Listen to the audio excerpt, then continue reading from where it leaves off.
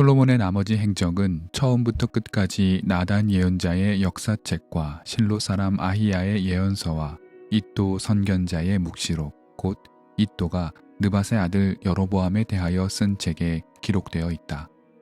솔로몬은 예루살렘에서 40해 동안 온 이스라엘을 다스렸다.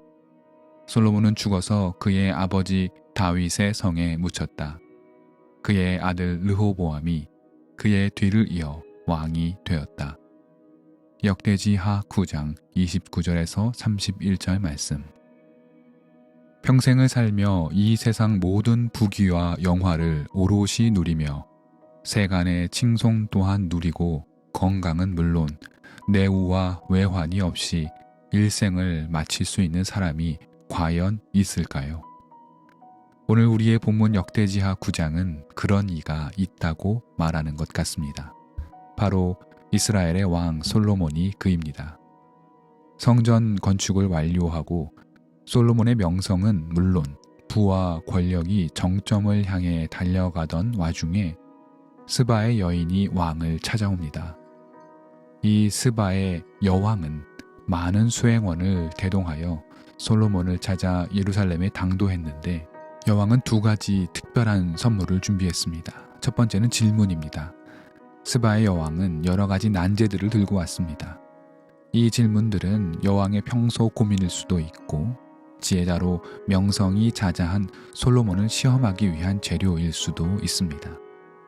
본문은 스바의 여왕은 평소 마음에 담아두고 있던 모든 것을 물었다고 기록합니다. 솔로몬을 시험하고 그의 지혜를 가늠해 보려는 요량이었을 수 있으나 모든 질문에 탁월하게 대답하는 솔로몬을 보며 이내 자신의 고민 모두를 털어놓게 된 것은 아닌가 싶은 장면입니다. 스바의 여왕이 예루살렘에 갖고 온 것은 질문과 더불어 막대한 재물이었습니다. 여왕은 여러 가지 향료와 많은 금과 보석을 낙타에 싣고 예루살렘에 당도했습니다. 이를 통해 미루어 보건대 여왕의 방문은 일견 솔로몬의 지혜를 시험하고자 하는 의도가 있었겠으나 그보다 더 큰 이유는 무엇보다 솔로몬을 만나고 그를 경배하기 위함이었음을 보여줍니다. 여왕의 질문과 솔로몬의 놀라운 대답이 이어지는 가운데 여왕은 탄복했고 자신이 갖고 온 모든 금은보화를 아낌없이 솔로몬에게 선물로 주었습니다. 참으로 훈훈한 모습이 아닐 수 없습니다. 솔로몬은 자신의 대답에 탄복하는 스바의 여왕에 크게 기뻐했습니다. 게다가 여왕은 값진 이방의 보물들까지 아낌없이 주었으니 솔로몬의 기쁨이 충만했음을 어렵지 않게 느낄 수 있습니다. 그래서였을까요? 솔로몬은 자신의 금고를 열어 여왕에게 막대한 답례를 하기에 이릅니다. 답례는 비단 보물에만 국한되지 않았습니다. 왕은 궁궐의 거의 모든 것을 보여주기에 이릅니다. 식사는 왕의 진미로 대접했고 궁궐의 관리들이 어떻게 일하는지 보여주기도 했습니다. 나아가 성전에서 드려지는 제사, 즉 하나님께 올려드리는 제물과 제사 장면까지 이 이국의 여왕에게 보여주었습니다. 여왕은 그야말로 감탄하며 소문으로 익히들어 알고 있었으나 실제로 눈으로 보게 되니 믿을 수 없을 만큼 웅장하고 화려하다 말합니다. 솔로몬의 기분은 더할 나위 없이 좋아집니다.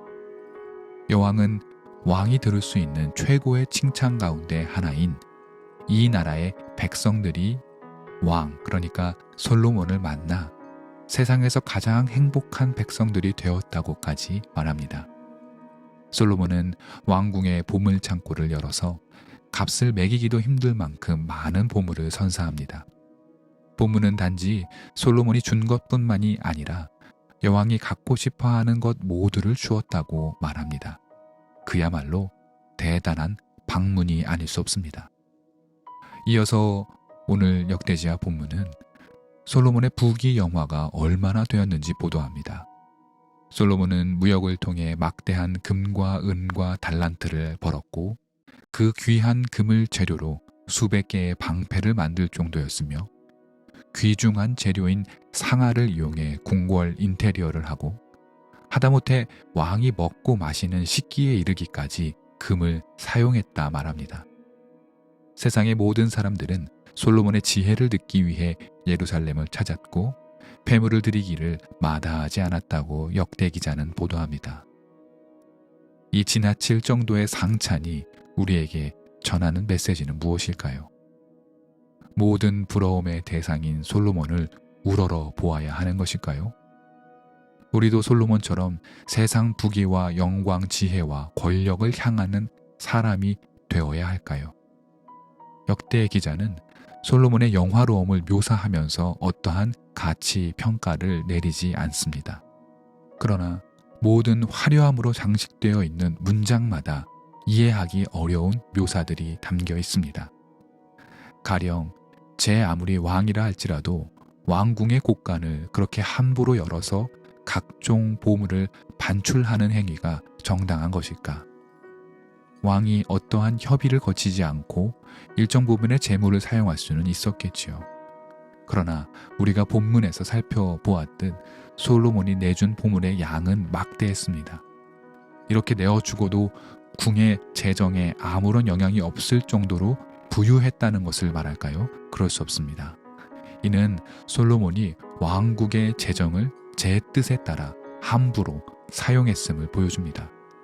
게다가 왕의 대신들은 어떻습니까? 왕이 보물을 주겠다는 이러한 결정에 아무런 반론을 제시하지 못합니다. 왕국이 솔로몬의 절대적인 통치 체제에 길들여져 있어 어떠한 비판과 견제가 없음을 보여줍니다. 또한 솔로몬은 아무리 금이 흔히 넘칠 정도로 많았다 하더라도 그 금을 구별되어 쓰기보다는 자신의 식기와 도구를 제작하는 데 사용했습니다. 그가 값비싼 보물을 어떻게 생각했는지 알 수 있는 대목입니다. 게다가 이국으로부터 수입하는 물건들이 대부분 사치품들이었습니다.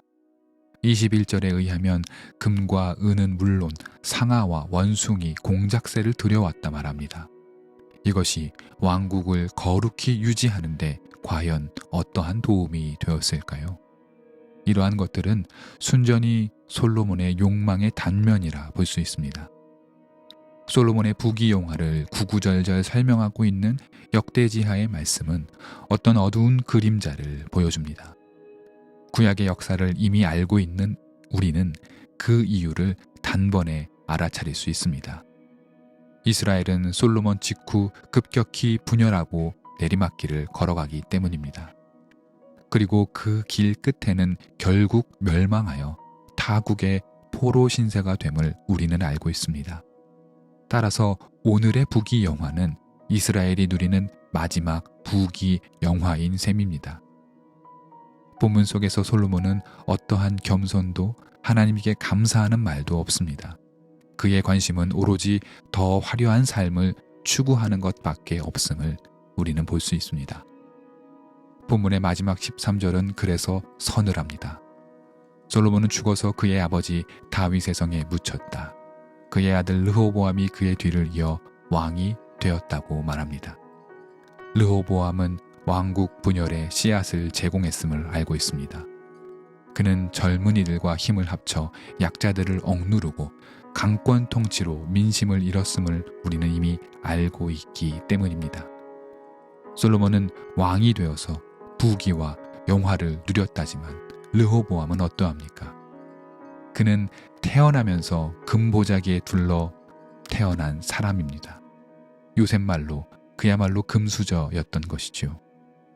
솔로몬은 통치자로서 일견 성공했는지 모르겠으나 그는 왕국의 전통을 희석시켰고 온갖 재물에 관심을 쏟았습니다. 그가 엄격해야 할 후계자 교육에 실패한 것은 어쩌면 당연한 처사였겠죠.